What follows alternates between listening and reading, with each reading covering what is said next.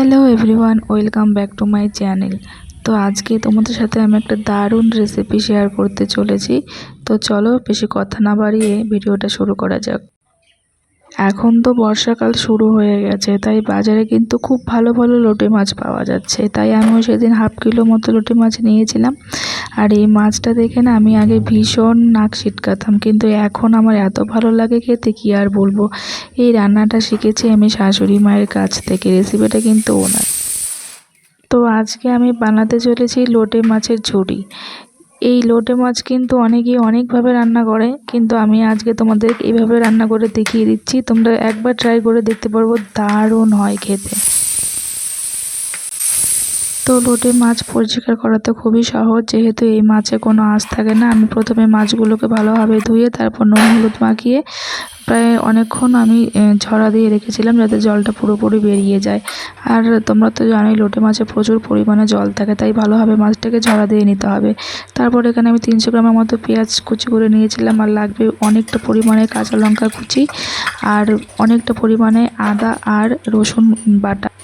তো এখানে আমি কড়াই গরম হয়ে যাওয়ার পর দিয়ে দিয়েছিলাম অনেকটা পরিমাণে সর্ষের তেল। আর এই রান্নাটা কিন্তু সর্ষের তেলই ব্যবহার করতে হবে, সাদা তেল কিন্তু ব্যবহার করা যাবে না। তারপর দিয়ে দিয়েছিলাম 3-4টে শুকনো লঙ্কা ফোড়ন, আর দিয়ে দিয়েছিলাম অনেকটা পরিমাণে হচ্ছে কালো জিরে ফোড়ন। তারপর হচ্ছে একে একে আমি এখানে পেঁয়াজ কুচি, টমেটো কুচি এসব দিয়ে এটাকে অনেকক্ষণ ভাজা ভাজা করে নিতে হবে একদম। তো তোমাদের কার কার লোটে মাছ পছন্দ অবশ্যই কমেন্টে জানিও। আর আমি যেহেতু নর্থ বেঙ্গলের মেয়ে, তো আমাদের ওখানে কিন্তু এই কাঁচা লোটে মাছটা পাওয়া যায় না, কিন্তু এটা শুটকি মাছটা অনেক পাওয়া যায়, যেটাকে আমরা ওখানকার আঞ্চলিক ভাষায় বাবলা শুটকি বলে থাকি। তো এখানে আমি টমেটো পেঁয়াজ সব কিছু দিয়ে দেওয়ার পর একটু অল্প পরিমাণে নুন দিয়ে দিয়েছি, কারণ যাতে পেঁয়াজটা ভালোভাবে গলে যায় আর যাতে পুড়ে না যায়।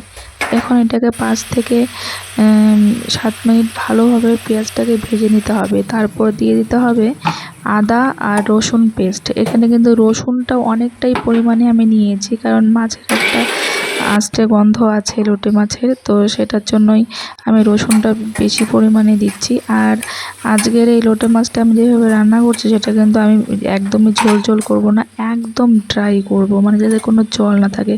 তাই কিন্তু এই রান্নাটা একটু সময় সাপেক্ষ, হাতে সময় নিয়েই অবশ্যই রেসিপিটা করতে হবে। তারপর আমি দিয়ে দিয়েছিলাম এখানে মাত্র 2টি মশলা, অল্প পরিমাণে হলুদ গুঁড়ো আর হচ্ছে লঙ্কার গুঁড়ো। এবার সব কিছুকে ভালোভাবে মিশিয়ে আরও আমাকে প্রায় 10 থেকে 12 মিনিট ভালোভাবে ভেজে নিতে হবে হালকা আছে। সত্যি কথা বলতে বিয়ের আগে আমি লোটে মাছ কখনো খাইনি, কারণ আগেই বললাম আমাদের ওখানে পাওয়াই যেত না লোটে মাছ।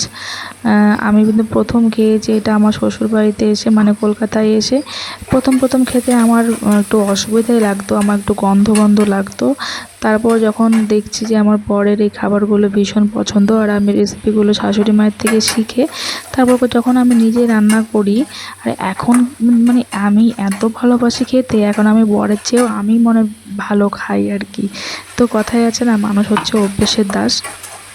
তো দেখো তোমাদের সাথে কথা বলতে বলতে আমার মশলা প্রায় কষানো হয়ে গেছে, মানে মশলাটা পুরো ভাজা ভাজা হয়ে গেছে। আর ওইদিকে চলো দেখি মাছগুলোতে যে নুন হলুদ মাখিয়ে রেখেছিলাম সেগুলোর কী অবস্থা। তো দেখতে পেলে যে এখানে আমি যে মাছটাকে নুন হলুদ মাখিয়ে রেখেছিলাম, সেটা থেকে কিন্তু বেশ পরিমাণ জল উঠেছে। সেই জলটা আমি বের করে দিলাম। তারপর মশলা ভাজার ওপরে দিয়ে দিলাম একে একে লোটে মাছগুলো। মানে কি, লোটে মাছ তো খুব নরম, তাই যতটা সম্ভব জলটা বের করে নিলেই ভালো। তারপর একে একে সবগুলো মাছ দিয়ে এটাকে আমি এবার ঢাকা দিয়ে দেবো প্রায় 10 মিনিটের জন্য, যাতে মাছগুলো পুরোপুরি নরম হয়ে যায় আর কাঁটাগুলো ছাড়াতেও আমার সুবিধা হয়। আর হ্যাঁ, তোমাদেরকে একটা কথা বলতে ভুলে গেছিলাম, এই পুরো রান্নাটা কিন্তু একদম লো হিটে করতে হবে, মানে গ্যাসটাকে একদম পুরোপুরি কমিয়ে নিলেই ভালো।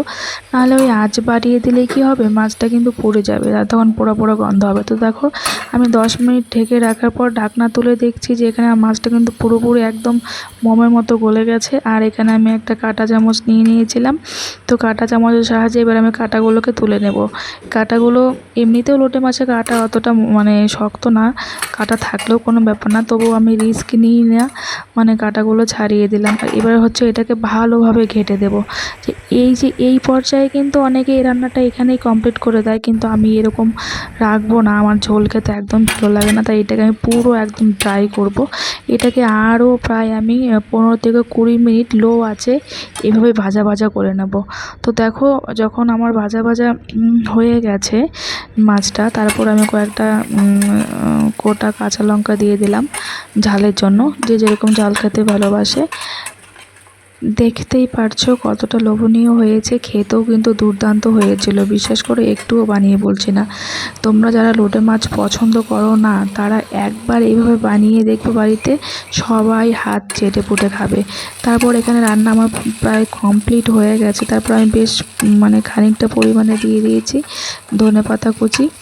আর ধনেপাতা না দিলে কিন্তু এই রান্নাটা একদম ইনকমপ্লিট।